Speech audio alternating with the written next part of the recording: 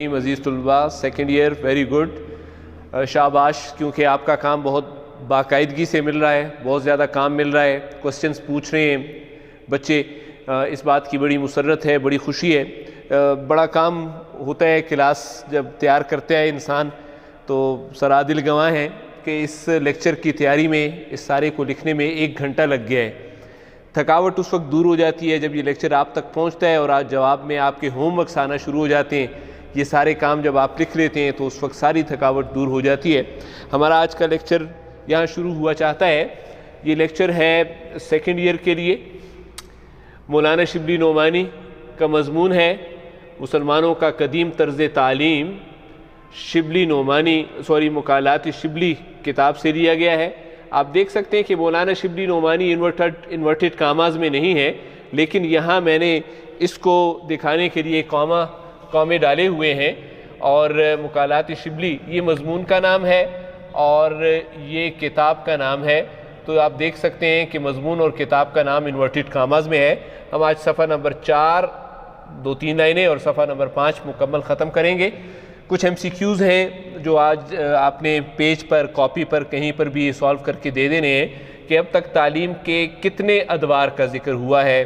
یہ نیچے ان کے آپشنز ہیں، آپ نے جواب صرف لکھ کر یا پورا سوال لکھ کر اور نیچے درست جواب جو ہے وہ لکھ دینا ہے، اس کو آپشن لکھتے ہیں یا جواب لکھتے ہیں۔ علماء کا مخصوص لباس عمالی، پگڑی، تیلسان یا مناظرہ ان میں سے کیا کہلاتا ہے؟ اس کے علاوہ ہوم ورک ہے کہ تمام معنی کتاب پر گرین اور ریڈ پین سے تحریر کرنے۔ اس کی وجہ یہ ہے کہ کتاب پر وہ گرین پین سے جب آپ لکھیں گے تو نیچے لکھی ہوئی جو بلیک روشنائی سے تحریر ہے وہ بھی نظر آئے گی۔ ہم یہاں سے آج کے لیکچر کا آغاز کرتے ہیں کہ تعلیم جو اس وقت ایشیا میں اور افریقہ میں ہے، وہ تعلیم کی وسعت ہو رہی ہے، تعلیم ترقی کر رہی ہے، اور تعلیم کی اس ترقی کے متعدد یعنی بے شمار اسباب ہیں، وجوہات ہیں۔ اب جب بے شمار اسباب ہیں کے بعد آپ دیکھ سکتے ہیں اس لائن کے آخر میں یہ علامت کتاب میں آپ دیکھ سکتے ہیں ملے گی۔ اس علامت کو رابطہ کہتے ہیں۔ رابطہ کا مطلب کیا ہے؟ سابق بات کی تشریح یا وضاحت کرنے کے لیے استعمال ہوتا ہے، جیسے میں بھی استعمال کرتا ہوں۔ یہ دیکھیں، یہ علامت رابطہ کی ہے، یہ علامت رابطہ کی ہے۔ اب اسباب کی وضاحت کے لیے وجوہات کا لفظ آیا، تو یہاں پر اس علامت کے بارے میں نے بتا دیا۔ یہ بھی آپ کے پاس MCQ بورڈ کا MCQ ہے، میں نے اس کی وضاحت کر دی، اس کے اوپر آپ نوٹ کر لیں، کتاب کے اوپر یہ چیک کیا جائے گا۔ تو اب جو اسباب وہ بتا رہے ہیں کہ تعلیم ترقی ہوئی ہے، تعلیم پھیل رہی ہے، اسلام کے پھیلنے کے ساتھ ساتھ تعلیم بھی پھیل رہی ہے پوری دنیا میں، تو اس کی وجوہات کیا ہیں؟ پہلی چیز جو پہلی وجہ ہے وہ بتا رہے ہیں، دینی تعلیم یعنی اسلامی علوم، اس وقت ظاہر ہے یہی علوم تھے، وہ مذہب کا جز بن گئے، اسلام کا حصہ بن گئے، یعنی لازم و ملزوم ہو گئے۔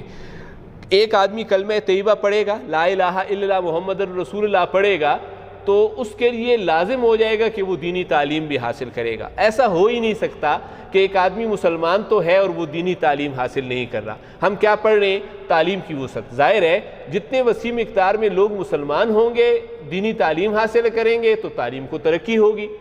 اب جیسے علوم اس وقت کون سے تھے؟ علوم تھے قرآن اور حدیث، علوم کے طور پر تھے، یہ علوم تھے، اور ان دونوں علوم کی جو بنیاد تھی، جن پر مذہب کی بنیاد تھی، اسلام کی ابتدا یا شروعات تو قرآن اور حدیث کے ساتھ ہی ہیں۔ آپ دیکھ سکتے ہیں قرآن اور حدیث جو ہے وہ اسلام بھی ہے اور وہ علوم بھی ہیں۔ اب ہم کیسے اسلام اور علم کو الگ الگ کر سکتے ہیں؟ ایک آدمی قرآن اور اسلام میں ہوگا تو یقیناً وہ قرآن بھی پڑھے گا، اس سے ثابت ہوا کہ وہ تعلیم حاصل کر رہے ہیں۔ وہ حدیث بھی پڑھے گا، اس سے ثابت ہوا کہ وہ تعلیم بھی حاصل کر رہا ہے۔ اور یہ دونوں کس زبان میں تھے؟ عربی زبان کے ساتھ خصوصیت تھی، یہ علوم عربی زبان میں پڑھائے جاتے تھے۔ اب جب علوم عربی زبان میں ہے، اتنے تعلق سے کہ حدیث اور قرآن کا اسلام کا حصہ بن جانا اور عربی زبان میں ہونا، اب حدیث اور قرآن عربی زبان میں ہے نا، تو جب عربی زبان میں ہے تو عربی زبان سیکھنا آپ کے لیے ضروری ہو گیا، اتنے تعلق سے، یعنی عربی زبان سیکھنا ضروری ہو گیا۔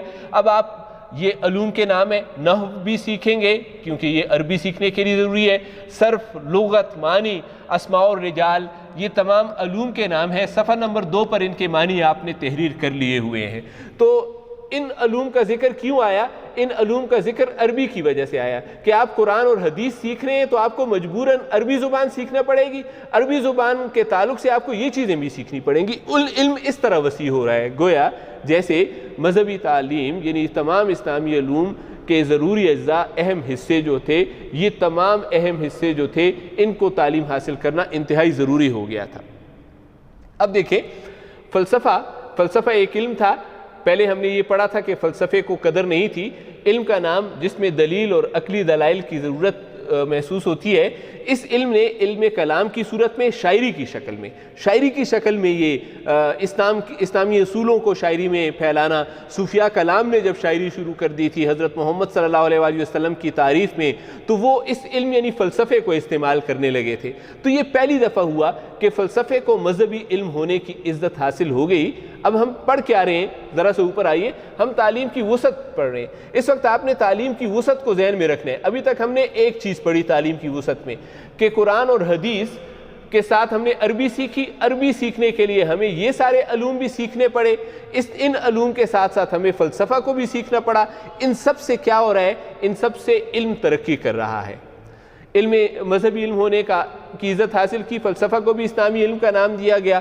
اب خیال کرو، مجھے اور آپ کو کہہ رہے ہیں شبلی نعمانی، ذرا سوچو، ایک قوم یعنی مسلمان قوم اسلام کے تعلیم کی ترقی کو دیکھیے گا کہ ہم اس وقت تعلیم کی ترقی پڑھ رہے ہیں۔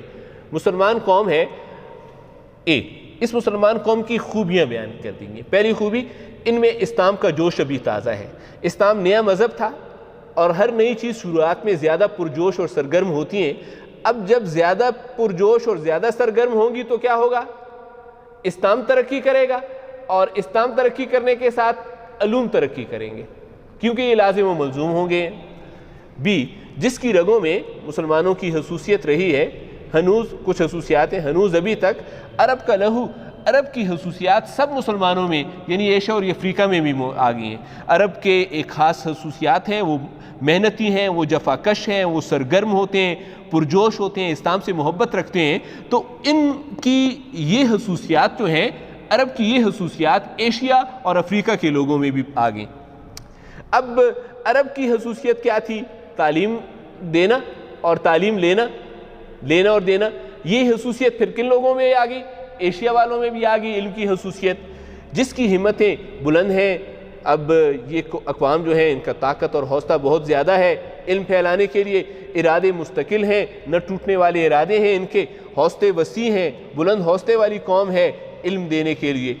اور مزید دیکھیں، پیہم ملکی کامیابیاں بھی حاصل ہو چکی ہیں، اسلام کو فتوحات حاصل ہوئی ہیں، اور نصف سے زیادہ دنیا پر حکومت کر رہی ہے اسلام، اور اس چیز نے کیا کر دیا؟ اس کے جوش کو زیادہ تیز کر دیا۔ اب دیکھیں، اسلام اب نصف سے زیادہ دنیا پر حکومت کر رہا ہے۔ اس سے کیا ہوا؟ جوش بڑھ گیا مسلمانوں کا۔ جب جوش بڑھ گیا تو اب علم کو کیا حاصل ہوگی؟ ترقی حاصل ہوگی اور بھی پرجوش ہوگی۔ جب یہ قوم کسی بھی کام کو یعنی تعلیم کو پوری توجہ سے مائل ہوگی، جب تعلیم حاصل کرنے اور پھیلانے والے کام کو توجہ سے شروع کریں گے تو اسے یعنی بیک گراؤنڈ آپ نے اس قوم کا دیکھ لیا ہے، یہ ایک پرجوش قوم ہے، طاقتور قوم ہے، اور اسلام ابھی نیا ہے۔ یہ اب کسی کام یعنی تعلیم کے کام میں جب توجہ سے مائل ہو گئے ہیں تو اسے یعنی تعلیم کو کس حد تک لے جا کر رہے گی؟ بہت ترقی دے گی۔ یہ آپ کا پہلا پہلو تھا کہ تعلیم نے ترقی کیوں کی ہے۔ عرب کے سوا ابھی یہ جاری ہے، ایک تو حال سربی لوگ ہیں نا جو کہ عرب کے لوگ ہیں، ان کے سوا کا ذکر ہے۔ ان کے سوا پھر دوسری قومیں ہیں یعنی ایشیا اور افریقہ کے مسلمان۔ یہ کون ہیں؟ یہ غیر عرب ہیں جو اسلام قبول کر چکی ہیں۔ جب انہوں نے اسلام قبول کیا، یہ تو اوپر والا ذکر تو عربی لوگوں کا تھا نا کہ وہ علم میں کتنے آگے تھے۔ اب ایشیا اور افریقہ کے لوگوں کو دیکھیں، مذہب نے جب ان لوگوں نے اسلام قبول کیا، انہیں بھی یعنی ایشیا اور افریقہ کے لوگوں کو بھی تعلیم کی ترقی دیکھیے گا، نئی مسلم اقوام کو بھی انہی سرگرم جذبات یعنی عرب لوگ جو تعلیم کے لیے سرگرم تھے، تعلیم حاصل کرنا یا پھیلانا، تو یہ نئے لوگ ایشیا اور افریقہ کے دل میں بھی یہ جذبات بھر دیے، وہ بھی کوششیں کرنے لگے۔ ذرا یہ دیکھیے کہ تعلیم عربی زبان میں عرب لوگوں نے پھیلانا شروع کر دی ہے، اب عرب ایشیا اور افریقہ میں آ چکا ہے اور یہاں پر یہ لوگ عربی کو جانتے ہی نہیں ہیں، لیکن یہ لوگ تعلیم میں کتنا آگے جا چکے ہیں اس حصے کو پڑھیے گا، بہت اہم ہے۔ کیا ہے اہمیت ہے؟ جو عرب کے ذاتی حاصے تھے، حالانکہ یہ بات تو پہلے صرف عرب لوگوں میں پائی جاتی تھی، کون سی؟ علم سے محبت اور علم کو پھیلانا، یہ تو صرف عرب لوگوں میں یہ پائی جاتی تھی۔ یہی بات ہے، یہی نتیجہ ہے کہ یہ بات اب کن لوگوں میں آ چکی ہے؟ یہ بات اب ایشیا اور افریقہ کے لوگوں میں بھی آ چکی۔ اس کا یہ نتیجہ ہوا کہ یہ دیکھیں علوم کے نام ہیں، نحو، حدیث، یہ سب کون سے علوم ہیں؟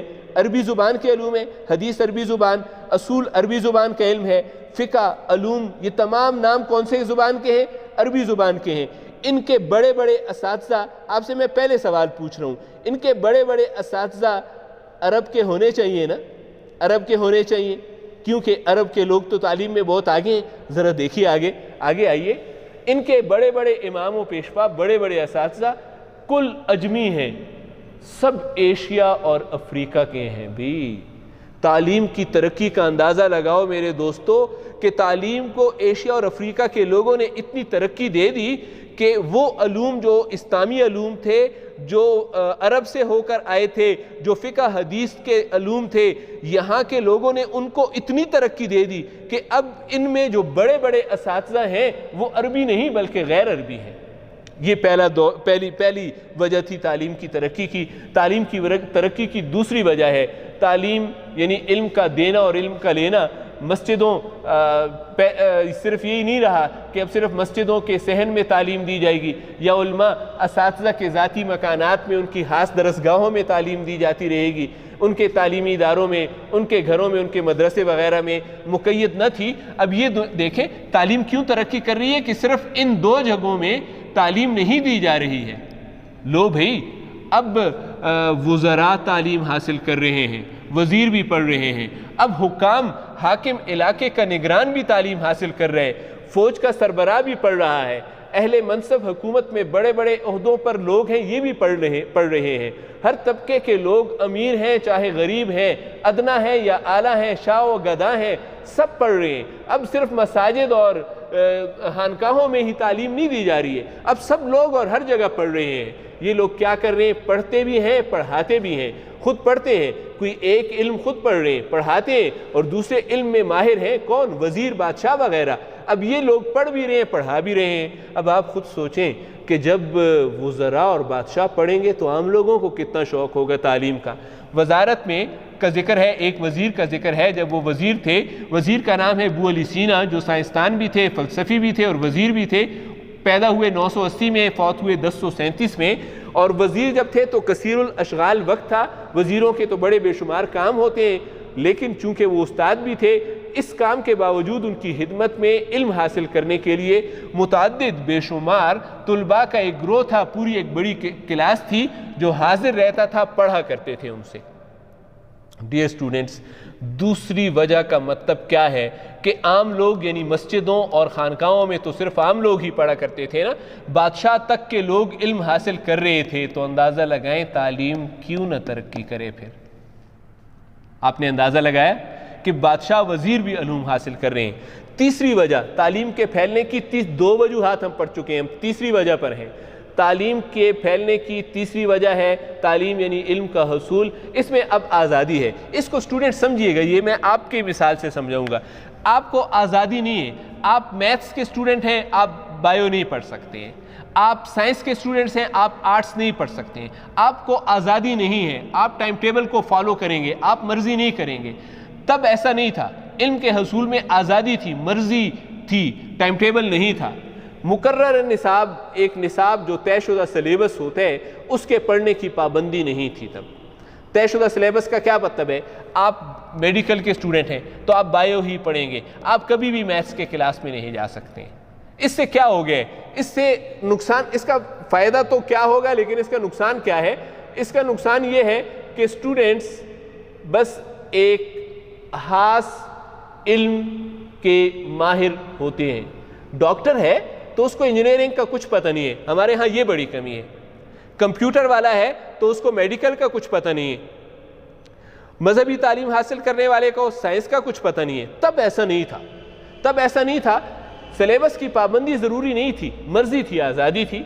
جو شخص ایک آدمی ہے خاص فن میں کسی علم کی شاخ میں چاہتا تھا حاصل کر سکتا تھا، اس کی مرضی تھی کہ بس یہ علم کی ایک شاخ ہے، میری مرضی ہے، میں آزاد ہوں، میں پابند نہیں ہوں، میں حاصل کروں گا. اس سے علم نے کتنی ترقی کی ہوگی. اہل کمال کو آپ دیکھیں، بڑے بڑے اساتذہ کو دیکھیں، ان کے زمرے میں، ان کی فہرست میں ان کی لسٹ بنائیں تو آپ کو سینکڑوں گزریں گے، بے شمار بڑے بڑے اساتذہ آپ کو ملیں گے جو ایک فن میں، علم کی کسی ایک شاخ میں. مثال لے لیتے ہیں، یہ حدیث میں کیا ہیں؟ امام ہیں، بڑے استاد ہیں. یہ میں نے مثال کے طور پر لکھا. اور مگر اسی وقت میں دوسرے علوم، اب حدیث میں تو یہ ماہر ہیں، اب ایک اور علم لے لیتے ہیں فقہ، ایک اور لے لیتے ہیں نحو. ان دونوں علوم میں اس خاص علم کے علاوہ، یعنی یہ کون سا تھا؟ حدیث کے علاوہ جو ان کو آتا تھا، حدیث ان کو آتی ہے، اس میں تو ماہر ہیں. فقہ اور نحو میں ان کی حالت کیا ہے؟ معمولی طالب علم ہے، دوسرے طلباء کے ساتھ بیٹھ کر وہاں کے استاد سے پڑھ رہے ہیں. یہی آدمی حدیث کا بہت بڑا عالم ہے اور یہی آدمی خود فقہ اور نحو سیکھ رہا ہے.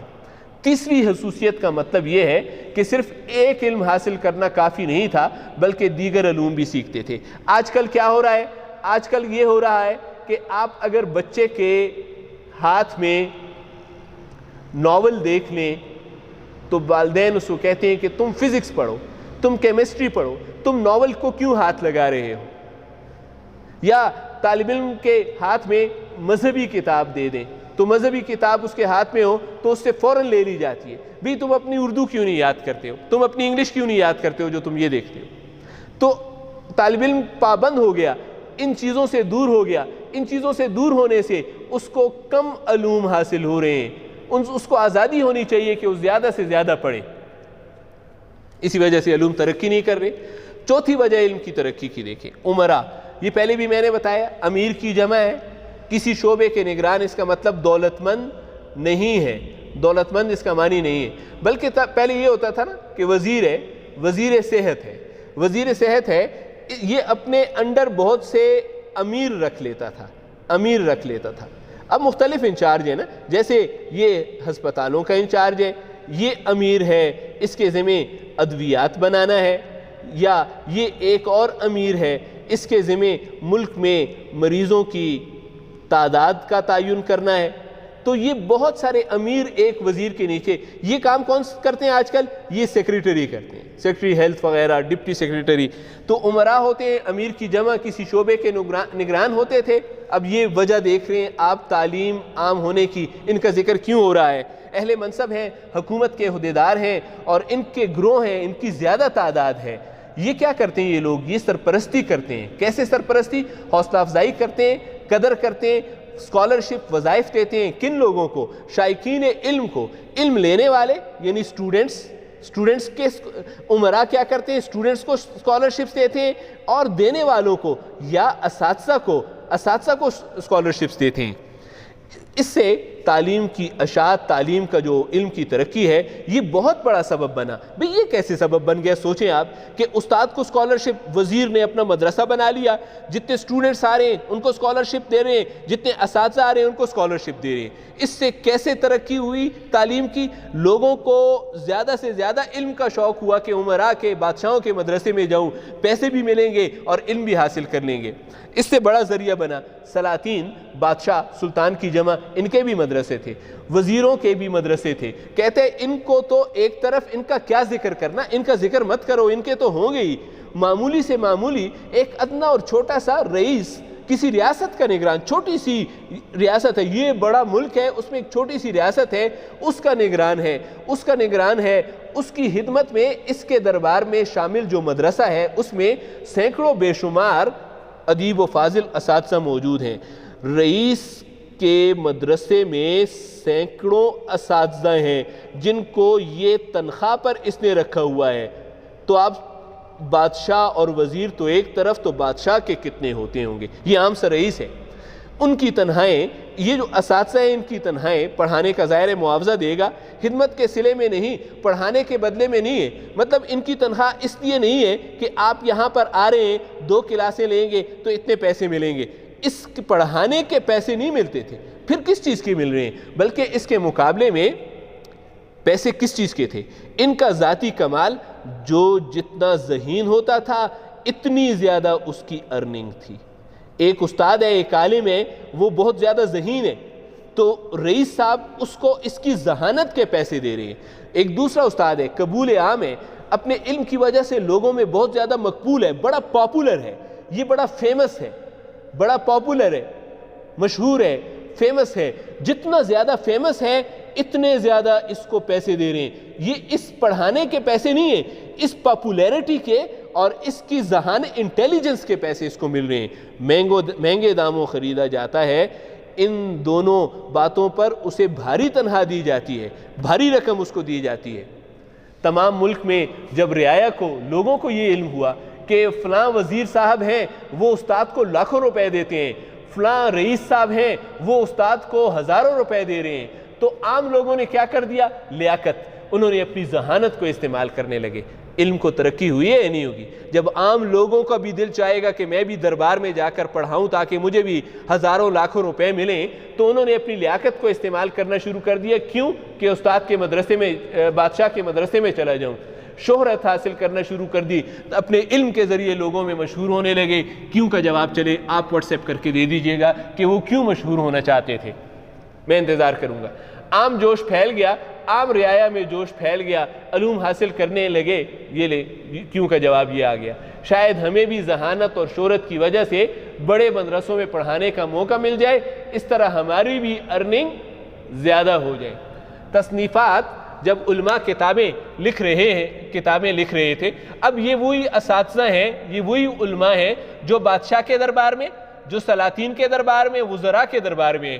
ان کو کتابیں بھی وہاں لکھنی پڑیں گی۔ کتابیں لکھنے میں یہ کیا کریں گے؟ نمبر 1 زور طبع، ذہانت، مطلب اپنی ذہانت کو استعمال کریں گے۔ نمبر 2 تحقیق، سچی بات لکھیں گے۔ نمبر 3 بڑی احتیاط کریں گے، صرف درست بات لکھیں گے۔ وجہ کیا ہے بھئی؟ اس لیے اس کی وجہ کیا ہے؟ 1 2 3، ان 3 باتوں کی وجوہات کیا ہیں؟ کیوں کہ جن قدردانوں، کیونکہ یہ علماء کسی بادشاہ، وزیر، حاکم کے مدرسے میں پڑھاتے ہیں، وہ لوگ قدردان ہیں ان کے سامنے یہ کتاب پیش ہوگی، یہ کتاب ان کے سامنے جائے گی۔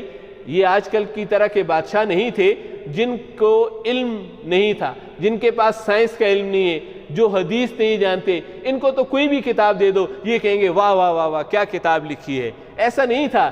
یہ جن کے سامنے یہ کتاب پیش ہوگی وہ خود کیا تھے؟ صاحب النظر تھے، علم والے بادشاہ تھے اور نکتہ چی تھے، غلط اور درست کو سمجھنے والے تھے۔ اس وجہ سے کتاب لکھتے وقت زور طبع، تحقیق اور احتیاط کی ضرورت تھی۔ مدرسوں میں اب بادشاہوں کے، وزراء اور امراء کے مدرسے بھی ہیں، قائم ہونا بن گئے ہیں، لیکن دفعتاً اچانک اس سے کوئی تبدیلی، کوئی بڑی چینجز نہیں آئی۔ نصاب تعلیم بھی وہی رہا۔ نصاب تعلیم یعنی کتابیں کون سی پڑھائی جاتی تھی؟ جو مساجد اور خانقاہوں میں تھیں۔ یہاں پر اس پیج کا خاتمہ ہوا۔ نیکسٹ پیج انشاءاللہ اگلے لیکچر میں آپ کے سامنے پیش کریں گے۔ آپ کا ہوم ورک آپ کے سامنے ہے، آپ کا MCQs کی صورت میں آپ کا ٹیسٹ جو پریویس لیکچر کو آپ کے ڈیل کرتا ہے وہ آپ کے سامنے ہے۔ امید کی جاتی ہے کہ آپ کو لیکچر کی سمجھ آ گئی ہوگی۔ تھوڑا سا ٹیکنیکل ہے لیکن کوشش کی ہے کہ لفظ کے معنی آپ کو سکھا دیے جائیں تاکہ آپ کو یہ مضمون آسان ہو جائے۔ معنی نوٹ کر کے ایک دفعہ ریڈ کیجئے گا، آپ کو آسانی ہوگی۔ مجھے خوشی ہوگی جب آپ اس پہ کوسچنز پوچھیں گے، آپ کو 24 آورز کے اندر اس کے جواب مل جائیں گے۔ شکریہ والسلام، خدا حافظ۔